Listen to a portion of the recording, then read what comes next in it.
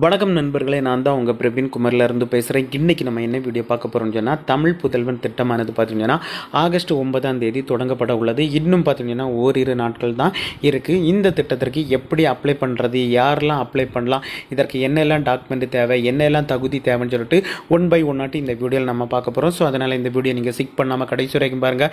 இதே மாதிரி பயனுள்ள வீடியோலாம் தொடர்ந்து நம்ம சேனலில் வந்துட்டு இருக்கும். ஃபஸ்ட் டைம் நீங்கள் நம்ம சேனலில் பார்க்குறீங்கன்னா சப்ஸ்கிரைப் பண்ணி சப்போர்ட் பண்ணுங்கள். வாங்க ஃப்ரெண்ட்ஸ், நம்ம வீடியோக்குள்ளே போகலாம். ஓகே ஃப்ரெண்ட்ஸ், இந்த தமிழ் புதல்வன் திட்டத்துக்கு யாரெல்லாம் விண்ணப்பிக்கலான்னு சொல்லி பார்த்தீங்கன்னா, ஃபஸ்ட்டு பார்த்தீங்கன்னா தமிழ்நாட்டை சேர்ந்த ஆண் மாணவர்கள் விண்ணப்பிக்கலான்னு சொல்லிட்டு சொல்லியிருக்காங்க. ஸோ இதுதான் ஃபஸ்ட்டு பாயிண்ட். செகண்ட் பாயிண்டில் என்ன சொல்லியிருக்காங்க பார்த்தீங்கன்னா, அரசு அல்லது அரசு உதவி பெறும் பள்ளியில் பயில்வர்கள் இந்த திட்டத்திற்கு அப்ளை பண்ணலான்னு சொல்லிட்டு சொல்லியிருக்காங்க.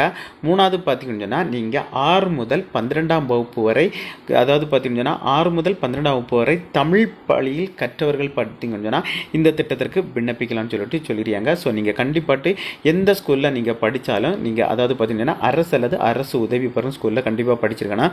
அதுக்கப்புறம் பார்த்தீங்கன்னா 6 முதல் 12ஆம் வகுப்பு வரை தமிழ் வழியில் தான் நீங்கள் பயின்றிருக்கணும்னு சொல்லிட்டு சொல்லிடுறாங்க. ஸோ அதுக்கப்புறம் பார்த்தீங்கன்னா கல்லூரியில் சேர்ந்த மாணவர்கள் மட்டும்தான் விண்ணப்பிக்க முடியும். ஸோ இதில் நான் முக்கியமாக பதிவு பண்ண விரும்புகிறேன்னு சொல்லி பார்த்தீங்கன்னா, கல்லூரியில் சேர்ந்த மாணவர்கள் மட்டும். நீங்கள் இப்போ கல்லூரியில் சேர்ந்து படிச்சுட்டு இருக்கீங்க, first year, second, third year, எந்த இயர் படிச்சுட்டு இருந்தாலும் நீங்கள் கண்டிப்பாட்டு உங்களுக்கு விண்ணப்பிக்க முடியும். கல்லூரியில் சேராத மாணவர்கள் விண்ணப்பிக்க முடியாதுன்னு சொல்லிட்டு சொல்லியிருக்காங்க தெளிவாட்டு. அதுக்கப்புறம் பார்த்தீங்கன்னா, நீங்கள் 6 முதல் 8ஆம் வகுப்பு வரையோ அல்ல 6 முதல் 10ஆம் வகுப்பு வரையோ நீங்கள் தமிழ் வழியில் கற்றுட்டு ஐடிஐ டிப்ளமோட்டு நீங்கள் சேர்ந்தாலும் நீங்கள் இந்த திட்டத்திற்கு தாராளமாட்டு அப்ளை பண்ணிக்கலாம்.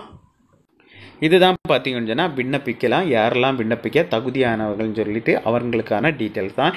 அதுக்கப்புறம் பார்த்தீங்கன்னா இந்த திட்டத்திற்கு விண்ணப்பிக்க தேவையான ஆவணங்கள் என்னன்னு சொல்லிட்டு தான் நம்ம இதில் பார்க்க போகிறோம். ஃபஸ்ட்டு பார்த்தீங்கன்னா உங்களுடைய ஆதார் அட்டை கண்டிப்பாட்டு உங்கள்கிட்ட இருக்கணும். ஏன்னு சொல்லி பார்த்தீங்கன்னா, ஆதார் அட்டை எந்த வங்கி கணக்குடன் இணைஞ்சிருக்கோ அந்த வங்கி கணக்கில் தான் அவங்க மாதந்தோறும் 1000 ரூபா வழங்குவாங்க.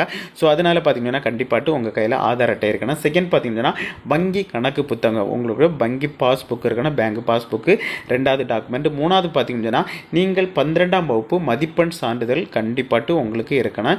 அதுதான் 3வது டாக்குமெண்ட். 4வது பார்த்தீங்கன்னா உங்களுடைய இன்கம் சர்டிஃபிகேட், அதாவது பார்த்தீங்கன்னா வருமான சான்றிதழ் கண்டிப்பாட்டு இருக்கணும். ஸோ இந்த ஆவணங்கள் எல்லாம் கண்டிப்பாட்டு இருக்கணும். அதுக்கப்புறம் பார்த்தீங்கன்னா உங்களுடைய ஆதார் கார்டு கண்டிப்பாட்டு உங்களுடைய வங்கி கணக்குடன் இணைஞ்சிருக்கணும். நான் ஆல்ரெடி ஆதார் சீடிங் எப்படி பண்ணுறதுன்னு சொல்லிட்டு வீடியோ போட்டிருக்கேன். அதுக்கப்புறம் உங்களுடைய ஆதார் கார்டுடன் எந்த வங்கி கணக்கு இணைஞ்சிருக்குன்னு சொல்லிட்டு ஆல்ரெடி நம்ம சேனலில் வீடியோ போட்டிருக்கு. நீங்கள் பார்க்கலன்னா ப்ரீவியஸ் வீடியோவை போய் பாருங்கள். ஏன்னு சொல்லி பார்த்தீங்கன்னா கண்டிப்பாட்டு ஆதார் கார்டுடன் உங்களுடைய வங்கி கணக்கு இணைஞ்சிருக்கணும். ஸோ நிறைய பேர் சொல்லுவாங்க, என்னுடைய ஆதார் கார்டு வச்சு தான் நான் வங்கி கணக்கு ஓப்பன் பண்ணேன். ஸோ அப்படி ஓப்பன் பண்ணாலும் இணைஞ்சிருக்காது. ஏன்னு சொல்லி பார்த்தீங்கன்னா ஆதார் சீடிங் கண்டிப்பாட்டு பண்ணணும். ஆதார் சீடிங் பண்ணால் தான் உங்களுக்கான வங்கி கணக்கில் அதற்கான அமௌண்ட் வரும். ஆதார் சீடிங், ஆதார் லிங்க் பார்த்தீங்கன்னா ரெண்டும் ஒன்று தான். ஆனால் அது ஆதார் சீடிங்னு சொல்லுவாங்க, ஆதார் லிங்க்னு சொல்லுவாங்க.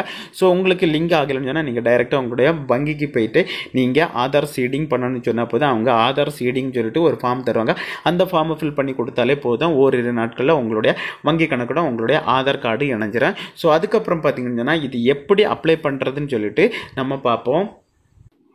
ஓகே ஃப்ரெண்ட்ஸ், இதுதான் அப்ளை பண்ணுறதுக்கான அப்ளிகேஷன் ஃபார்மு. இது ஒரு ஃபார்மு, ஒவ்வொரு காலேஜுக்கும் வேறுபடும் அப்ளிகேஷன் ஃபார்மு. ஏன்னு சொல்லி பார்த்தீங்கன்னா ஃபஸ்ட்டு நீங்கள் மேனுவலாக தான் ஃபில் பண்ணி கொடுக்கணும். அதுக்கப்புறம் பார்த்தீங்கன்னா இது எப்படி அப்ளை பண்ணுறதுன்னு சொல்லி பார்த்தீங்கன்னா, ஃபஸ்ட்டு நீங்கள் இந்த விண்ணப்ப படிவத்தை பூர்த்தி செய்து உங்களுடைய காலேஜில் நீங்கள் சப்மிட் பண்ணால் போதும். அவங்க அதுக்கப்புறம் பார்த்தீங்கன்னா ஆன்லைனில் அப்லோடு பண்ணுவாங்க. ஸோ அது பார்த்தீங்கன்னா கல்லூரி சைடில் மட்டும்தான் பண்ண முடியும். உங்களுக்கு வெளியில் எந்த ஒரு கம்ப்யூட்டர் சென்டரோ நீங்கள் எந்த மொபைலோ இது ஆன்லைன்லையோ பண்ண முடியாது. ஏன்னு சொல்லி பார்த்தீங்கன்னா இது மொத்தத்தில் பார்த்தீங்கன்னா கல்லூரி சைடில் அவங்களுக்கு தனி வெப்சைட் கொடுத்து அவங்க லாகின் பண்ணி தான் உங்களுடைய டீட்டெயில்ஸ் அப்லோடு பண்ணுறது மாதிரி இருக்கும். ஒன்ஸ் உங்களுடைய டீட்டெயில்ஸ் எல்லாம் அவங்க ஆன்லைனில் அப்லோடு பண்ண பிறகு உங்களுக்கு யூனிக் ஐடின்னு சொல்லிட்டு ஒரு ஐடி உங்களுடைய மொபைலுக்கு தான் வரும். பார்த்தீங்கன்னா அந்த நம்பர் வச்சு தான் நீங்கள் உங்களுடைய ஸ்டேட்டஸை செக் பண்ணிக்கணும். ஸோ ஒவ்வொரு காலேஜுக்கு அதனுடைய அப்ளிகேஷன் ஃபார்மும் வேறுபடும்.